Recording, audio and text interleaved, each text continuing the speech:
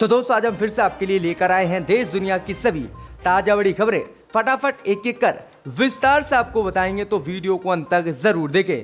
दोस्तों वीडियो बनाने में हमें काफी मेहनत लगी है, तो वीडियो को लाइक जरूर कर दें। जी दोस्तों, पहली बड़ी खबर में आपको बताएंगे कि चीन ने एलएसी पर झोंक दी आज अपनी पूरी ताकत। 50,000 सैनिक सहित मिसाइल और फाइटर जेट सब कुछ भारत के खिलाफ कर दिया तैनात। कभी भी छिड़ सकता है भारत और चीन के बीच युद्ध, ये बड़ी खबर है चीन भारत को लेकर।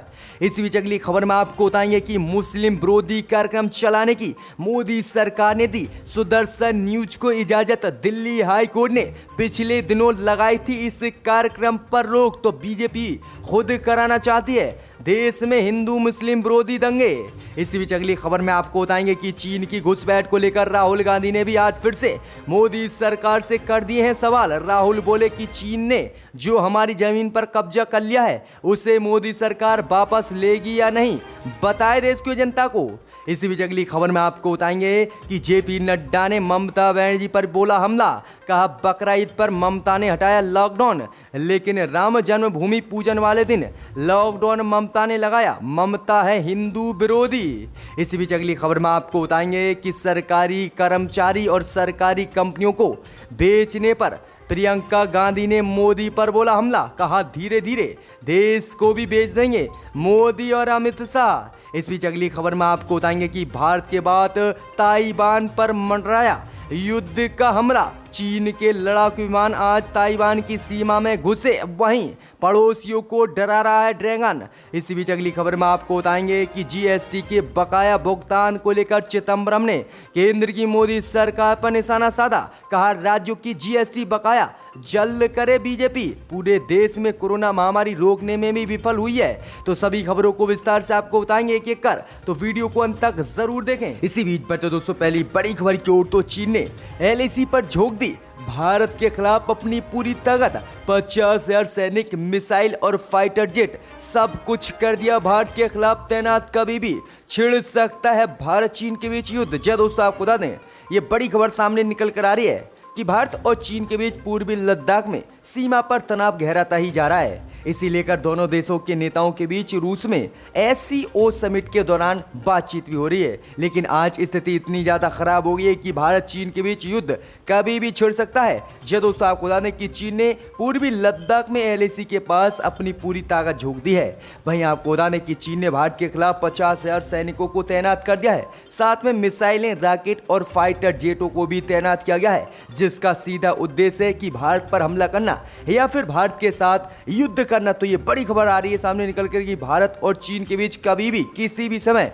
युद्ध छिड़ सकता है और चीन ने एलएसी पर अपनी पूरी ताकत झोंक दी है, जो भारत के लिए बहुत बड़ा खतरा है। इसी बीच पर तो दोस्तों अगली खबर की ओर, तो मोदी सरकार ने दी मुस्लिम विरोधी कार्यक्रम चलाने की सुदर्शन न्यूज को इजाजत। दिल्ली हाई कोर्ट ने लगाई थी पिछले दिनों रोक। जी दोस्तों, आपको बता दें ये बड़ी खबर सामने निकल कर आ रही कि बिहार चुनाव आते ही बीजेपी ने हिंदू मुस्लिम की राजनीति देश में शुरू कर दी है। वहीं आपको बता दें कि इसका जीता जागता उदाहरण है कि दिल्ली हाई कोर्ट द्वारा सुदर्शन न्यूज चैनल के नौकरीशाही जिहाद कार्यक्रम पर रोक लगाई गई थी, लेकिन आज मोदी सरकार ने इस कार्यक्रम को चलाने की इजाजत दे दी है। जी दोस्तों, आपको बता दें कि बीजेपी चाहती है कि देश में फिर से हिंदू मुस्लिम के दंगे हों और हिंदू मुसलमानों के बीच विवाद फैले।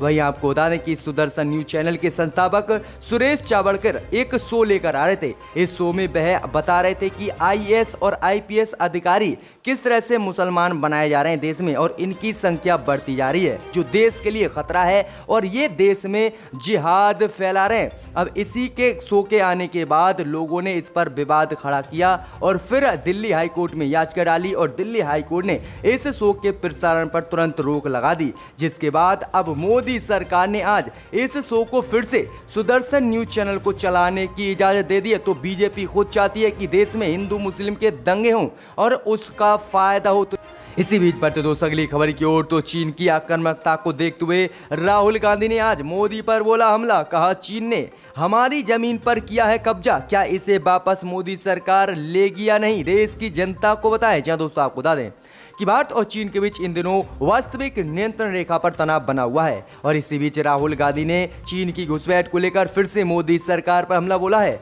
राहुल गांधी ने कहा है कि चीन ने हमारी जमीन पर कब्जा कर लिया है और सरकार इसे वापस हासिल करने के लिए क्या कर रही है, देश की जनता को बताए। राहुल गांधी ने कहा है कि अगर सरकार के पास कोई प्लान है भारत की जमीन चीन से वापस लेने का तो देश की जनता को बताए या फिर इसे भी एक्ट ऑफ गॉड बताकर छोड़ देगी। आपको बता दें कि राहुल गांधी लगातार चाहे बेरोजगारी का मुद्दा हो या फिर चीन की घुसपैठ हो या फिर मोदी सरकार द्वारा कोरोना महामारी रोकने में विफलता हो, सभी पर सवाल पूछ रहे हैं। तो ये आज फिर से राहुल गांधी ने मोदी सरकार से पूछा है कि आज आखिरकार जो जमीन पर चीन ने हमारी कब्जा किया है उसे वापस मोदी सरकार लेगी या नहीं, देश की जनता को बताए और क्या प्लान है आगे का, क्योंकि चीन भारत पर हमले की तैयारी में है। इसी बीच बढ़ते दोस्तों अगली खबर की ओर तो बकरा ईद को लेकर जेपी नड्डा ने ममता बनर्जी पर बोला हमला। कहा बकरा ईद पर ममता ने हटाया पश्चिम बंगाल में लॉकडाउन, राम जन्मभूमि के दिन लगाया, ममता बनर्जी है हिंदू विरोधी। जब दोस्तों आपको बता दें कि भारतीय जनता पार्टी के राष्ट्रीय अध्यक्ष जेपी नड्डा ने पश्चिम बंगाल की ममता बनर्जी सरकार पर जमकर हमला बोला है। उन्होंने ममता बनर्जी पर हिंदू विरोधी मानसिकता के साथ काम करने का आरोप लगाया है। जेपी नड्डा ने कहा है कि ममता बनर्जी ने बकरा ईद के दिन लॉकडाउन हटा लिया जबकि राम मंदिर के शिलान्यास के दिन 5 अगस्त को लॉकडाउन लगा दिया। उन्होंने कहा है कि मुझे दुख होता है कि ममता बनर्जी मुस्लिमों से प्यार करती हैं और वह हिंदू विरोधी हैं। उन्होंने कहा है जब हमारी सरकार आएगी तब हम इसको पलट देंगे और किसी के साथ भी भेदभाव नहीं करने देंगे। वहीं आपको बता दें आगे उन्होंने कहा है कि बीजेपी के शासन में किस तरह से जो है देश आगे बढ़ा है और ममता बनर्जी पर आरोप लगाते हुए कहा है कि जब से ममता बनर्जी पश्चिम बंगाल में मुख्यमंत्री बनी है तब से 500 कार्यकर्ताओं की मौत कर दी गई है पश्चिम बंगाल में। तो बड़ा आरोप ममता बनर्जी पर जेपी नड्डा ने लगाया है। इसी बीच बढ़ते दोस्तों अगली बड़ी खबर की ओर तो राहुल गांधी के बाद प्रियंका गांधी ने सरकारी कंपनियों को बेचे जाने पर मोदी पर बोला हमला। जय दोस्तों आपको बता दें कि प्रियंका गांधी ने केंद्र की मोदी सरकार पर सरकारी कंपनियों को बेचने के बाद उनके निजीकरण किए जाने पर हमला बोला है। प्रियंका गांधी ने कहा कि मोदी सरकार की गलत नीतियों के चलते ही देश में सबसे बड़ा नौकरियों का खतरा बढ़ गया है। प्रियंका गांधी ने कहा है कि मोदी सरकार लगातार सरकारी कंपनियों को बेचती जा रही है और सरकारी खर्चों में कटौती नहीं कर रही है और इसी के चलते आज देश के युवाओं को इसकी कीमत चुकानी पड़ रही है और मोदी सरकार लगातार देश की सभी सरकारी संपत्तियों को बेच रही है जो देश के भविष्य को खराब करने वाली है। वहीं आगे उन्होंने कहा कि मोदी सरकार इन सभी सरकारी कंपनियों को ना बेचे और अपने फैसले को वापस ले। तो ये काफी बड़ा हमला प्रियंका गांधी ने बोला है। इसी बीच बढ़ते दोस्तों अगली खबर की ओर तो आम आदमी पार्टी के नेता ने फाड़ा रेलवे का नोटिस। कहा दिल्ली की झुग्गियां नहीं टूटने देंगे केजरीवाल। जी दोस्तों आपको बता दें कि सुप्रीम कोर्ट के आदेश के बाद रेलवे ने पटरियों के किनारे बसी झुग्गी झोपड़ियों को खाली करने के लिए नोटिस दिल्ली सरकार को दिया था। इस पर दिल्ली में मुख्यमंत्री अरविंद केजरीवाल की सरकार ने कहा है कि झुग्गी झोपड़ियों को नहीं तोड़ने दिया जाएगा। दिल्ली एनसीआर में रेलवे की जमीन पर करीब 48,000 झुग्गी तोड़ने का आदेश कोर्ट ने दिया था, लेकिन आम आदमी पार्टी ने इस नोटिस को फाड़ दिया है और ऐलान कर दिया है कि दिल्ली में जब तक केजरीवाल की सरकार है तब तक किसी भी गरीब व्यक्ति की झुग्गी झोपड़ी नहीं तोड़नी जाएगी। वहीं आपको बता दें कि बीजेपी लगातार कह रही है कि कोर्ट अपने फैसले का पालन करते हुए इन झुग्गियों को तोड़वाए, लेकिन कांग्रेस और अन्य जो पार्टियां हैं उन्होंने आम आदमी पार्टी का समर्थन किया और झुग्गी नहीं तोड़ने का ऐलान कर दिया। तो तगड़ा झटका बीजेपी और रेलवे को आम आदमी पार्टी ने दिया है।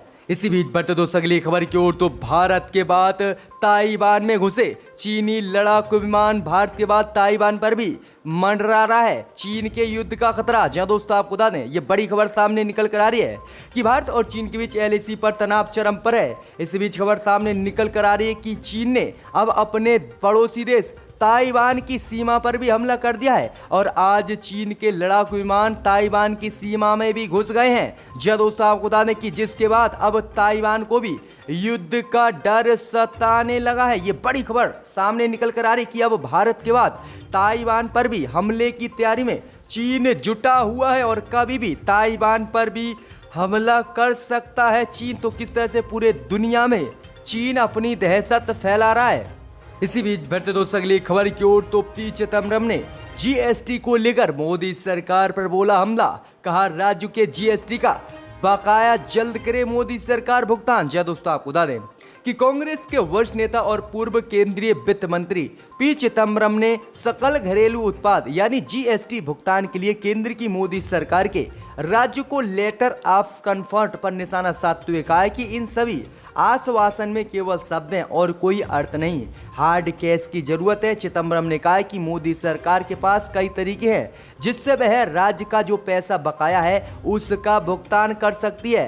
वहीं उन्होंने कहा कि कोरोना महामारी में मोदी सरकार ने जितने भी आर्थिक पैकेज की घोषणा की थी वो सिर्फ जुमले थे और किसी भी राज्य सरकार को 1 रुपया भी बीजेपी ने नहीं दिया था। इसलिए राज्यों पर अब इस समय कर्जा हो गया है और मोदी सरकार उनका जो जीएसटी का पैसा बकाया है उसे दे, जिससे कि वह अपने राज्य की अर्थव्यवस्था को संभाल सके। तो जबरदस्त हमला चिदम्बरम ने बोला है मोदी पर। एमपी ने यहां पर